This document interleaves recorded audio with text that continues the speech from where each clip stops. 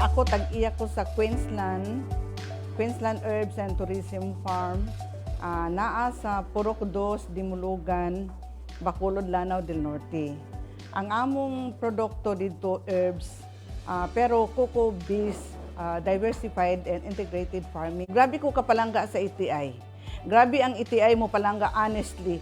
So nakaingon ko, ginorture me sa ETI, ginorture jud me sa nana sa amo ang passion sa farming. Pero dito ko nag-start nga mulambo day ka dili day ka nga farmer lang kay sa mag-apply ko sa una sa application unsay occupation sa father, which is my father. Kuanto siya kanang medical technician sa ospital. Gipadaro sa akong mami kay dako magyuta sila. So nakaingon ko nga dako jud og kuan di ay maulaw ko inon akong father farmer, akong mother housewife. But actually akong mami naami maid, gada ko maid, pero akong mami naguna. Until now my mother age 96 years old still muguna gyapon. Kay dako sila gyuta. Kami wala. Sa trainings daghan kay kadtong sa management kadto then sa resource as resource speaker dayon mga vegetables daghan ang kuan din sa tourism kay dugay man mi 2016 gyud dito nag-start ang pag-boost ang amo ang farm. Ang among training gikandak to sa municipality sa Munay, which is mga conflict nga area, mga combatants, mga decommission ang amo ang mga MI, mga MN. Pero amo jud nang dito namo gikandak kay ngano puno na ang highway, along the way puno na kaayo og mga training sila. Benefit kay sila pero least privilege ang sa Munay. So dito mi na feel ni akong anak kasi Queenie nga didto nato dalon ma kay wala gid sila sa mapa sa province of Lanao del Norte nga naa sila'y naay rice didto dili upland lulan gid sila kay nagdepend lang sila sa suba. So didto nag-start mi didto grabe ang mga tawo, grabe ang ilang pagdawat sa amoa, ang mga Maranaos, mga tribong mga Maranaos, maskin o kay by heart man gyud sila na family sila ang mga Maranao, family namo by heart. So na in love gyud si Queenie, na in love gyud sa mga tao sa mga least privileged. Then nakita nila adap nga compare na nila ang pagtudlo bitaw niya sa training sa RCIP.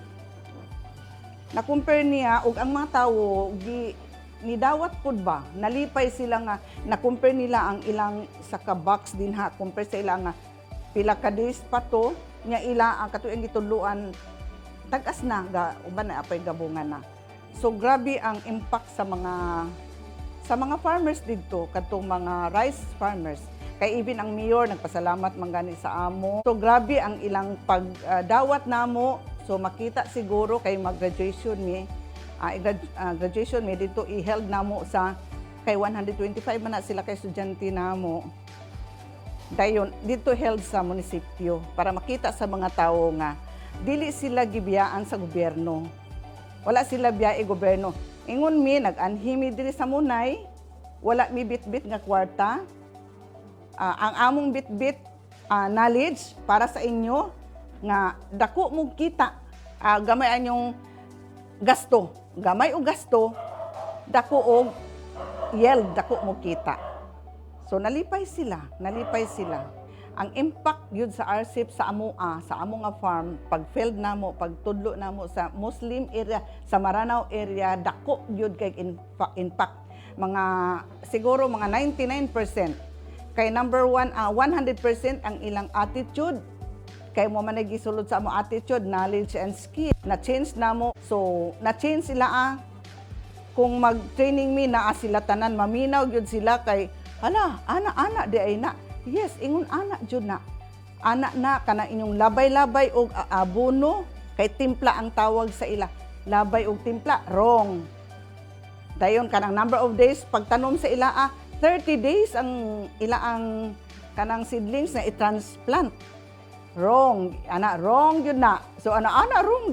Wrong. So, naa sila in English po sometimes. Naa po sila Tagalog, among kuan sa ila.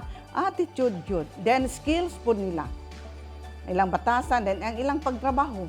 Amo yung giingon sa ilang nga, ang RCEP, dakog ikatabang, gikan ni sa gobyerno, ang kwarta gihatag ni sa pundo pod sa TESDA.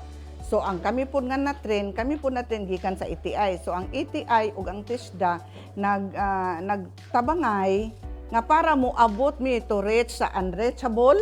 So niabot mi sa inyo, bit-bit na mo ang knowledge sa RCEP. So inyo gyud ni nalipay pud mi kay ila pong gidawat. Pag katong kuan na sila sa seeds, kanang nagpili sila sa seeds, katong seed selection, kan nag-start man gyud mi sila sa seed selection, nakita na ko nga honest kay nagpalit man mi og isa ka sako. Personal to namo nagpalit mi isa ka sako. Gibahin gyud to namo ana. Dugay kayo gipa-assignment na lang to namo kay ang seeds kung ahay good seeds nga para nga ready po dinha. Muto dako gyud kay nakatabang ang RCEP. Dako katabang ang RCEP gyud nga training gikan sa inyo. Kay dili pud siguro ang TESDA mohatag sa amo, dili pud mi kaadto tabangay ang TESDA ang ETI sa training. Grabe ang training. Then support pud sa TESDA sa financial. So akong encourage nga tanan gyud nga farmers kung mahimo mo appeal gyud mo sa RCEP kay dako mo makuha makatabang sa inyo nga mudako gyud tinuod gyud dako gyud mo og yield. Taas ang inyong kita kay less man ang gasto, less man ang katong mga fertilizer, mga synthetic kay pwede man og mogamit ta og organic. So ilabay sa inyong rice field. So dako gyud katabang ma-reduce, gamay ra inyong gasto, dako pag yun mo kita. Grabe yun, mag-compare yun namo kay ang bukid namo, dako yun. 1/2 siguro ang diferensya. Pariharag adlaw, parihara og oras. Kay ang farmer dito dain po diri so makita gid namo mga less privilege ang munay, pero dako gyud kausaban sa ilang life. Someday magtinabangay ta, nagtabang mi sa inyo nga tudluan mo sa mga technique, mga technology nga less inyong ang suhol o minus ang inyong gastos, dako kayo mag-abot. Apil mo sa mong training, walay bayad, knowledge among ihatag. Wala mi kwarta pero knowledge gyud, grabe ang RCEP gyud. Kay sa RCEP masagana ang ani, dako kung kaayo ang kita.